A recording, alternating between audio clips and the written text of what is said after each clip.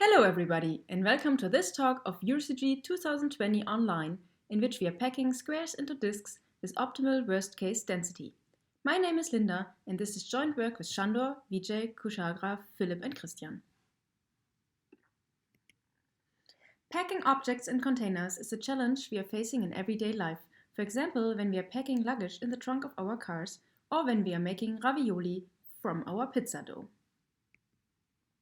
This translates to packing squares into disks and the question if a given set of squares fits into the unit disk. Apparently, for this particular instance, the answer is yes. Unfortunately, packing problems are hard problems in general, which has been shown for various settings. In particular, we were able to show that it is NP hard to decide whether a given set of squares can be packed into the unit disk. Therefore, we are looking for a simple sufficient criterion, the critical packing density, which only depends on the total area of the squares. So we can imagine that the squares are contained in a big bag, which we are then allowed to weigh in order to measure their total area. We then wonder for which values of A the squares can always be packed into the unit disk, independent of the individual sizes.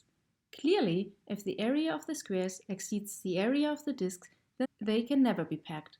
On the other hand, if the total area is tiny, it's no challenge to pack the squares.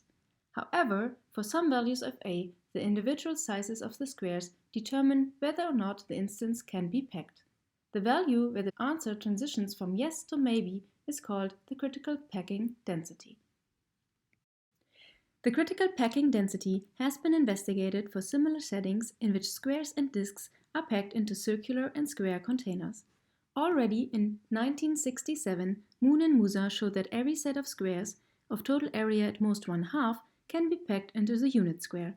Moreover, this is best possible as shown by instances with two squares that equally share the area.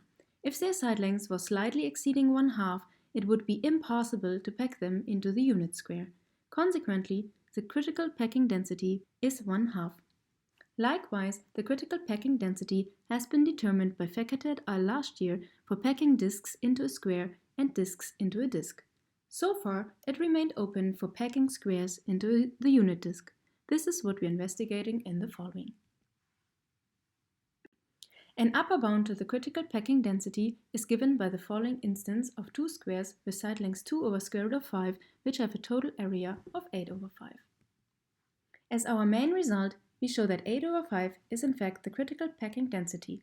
That is, every set of squares with a total area of most 8 over 5 can be packed into the unit disk. In order to prove this statement, we provide a strategy of how to place the squares. Before we explain our algorithm, we review how to pack squares into a square as proposed by Moon and Musa. In this very nice and simple algorithm called shelf packing, the squares are first ordered from large to small. We then place the squares one after the other on horizontal segments, so-called shelves. If a square does not fit into the current shelf, we open a new shelf. Moon and Musa showed that this procedure only stops when all squares are packed or when the input area of the squares exceeds 1 over 2. In our algorithm, we will use shelf picking and also a refined shelf picking routine that allows some boundaries to be circular arcs and thus adapts to the round shape of the disk. In our algorithm, we distinguish a few cases. If all squares are small, then we pack the first 4 in their personal container at the boundary, and all remaining squares in a big central square container with a shelf packing routine. If the first 4 squares are well sized, that is not too big and not too small, then the remaining squares are tiny.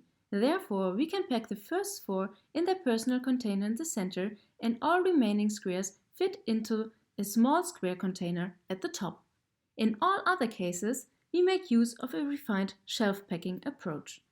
In the first 2 cases, we make use of the fact that the squares are small, because of which we can guarantee a higher packing density. This lemma quantifies the intuition that small squares are somewhat easier to pack. If the side length of the largest square is smaller than 1/2, then shelf packing guarantees to pack all sets of squares of area 1/2 plus this additional term, which depends on how much the largest square is smaller than 1/2. For the proof, we suppose by contradiction that not all squares can be packed and show that the total area exceeds the claimed value. To analyze the total area, we consider the first squares of each shelf with the previous shelf and denote their heights by x1, x2, and x3, and so on. Then, in each shelf, we can lower bound the packed area by a rectangle of height xi and width 1 minus s. Consequently, the total area is at least the area of the first square, namely s squared, and the area of the rectangles, which can be lower bounded by 1 minus s squared. This evaluates to the claimed value. This lemma guarantees that the algorithm successfully packs all sets of squares in the first two cases because all or almost all squares are small enough compared to the side lengths of the container. In all other cases, we use a refined shelf packing approach that uses two subroutines called top and bottom packing. For the refined shelf packing, we allow that parts of the boundary are circular arcs. For instance, the boundary of the left container consists of one circular arc and two straight line segments, while the right one has one circular arc and three segments. These two are the types of containers we will be dealing with. In particular, all containers have at least two orthogonal straight line boundary segments. The algorithm is explained by an example. The largest square is placed as high as possible into the disk. This partitions the disk into a top part and a bottom part. The top part contains a left and a right pocket. For each square, first top packing tries to place it in the left or in the right pocket. If this is not possible, then bottom packing tries to place it in the bottom part. When the first square is placed in the bottom part, a subcontainer is produced. Its height corresponds to the height of the square. In this container, refined shelf packing is used as a subroutine. You can now enjoy how our refined shelf packing approach packs the squares into the unit disk.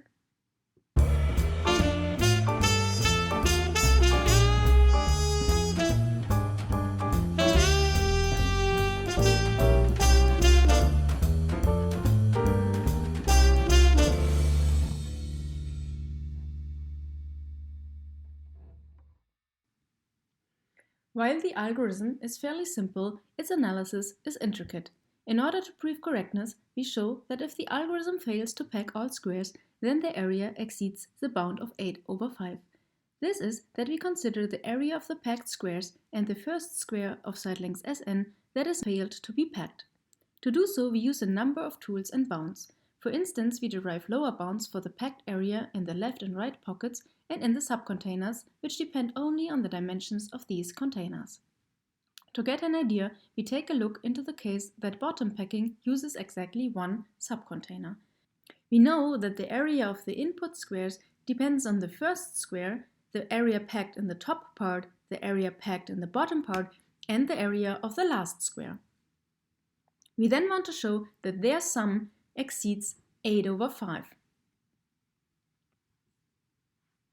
This and similar parts are computer assisted.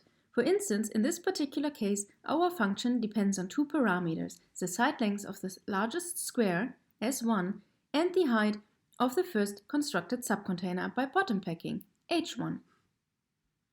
Our computer-assisted proof is based on interval arithmetic. For interval arithmetic, the idea is to partition the space of values into finitely many smaller parts. It is then easier to show the inequality for each grid cell since we have sharper bounds on the values. When performing computations on a computer with limited precision floating point numbers instead of real numbers, there are clearly several potential errors, such as rounding errors. However, our implementation of interval arithmetic performs all operations using appropriate rounding modes.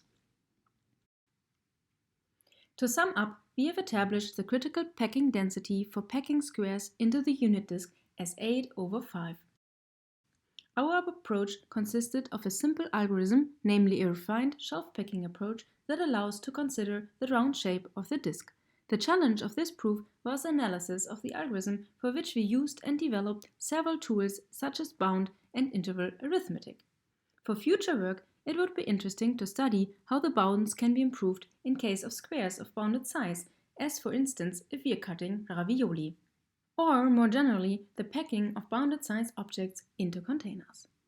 Thank you very much for choosing this channel of EuroCG 2020 online. Take care and hopefully see you soon.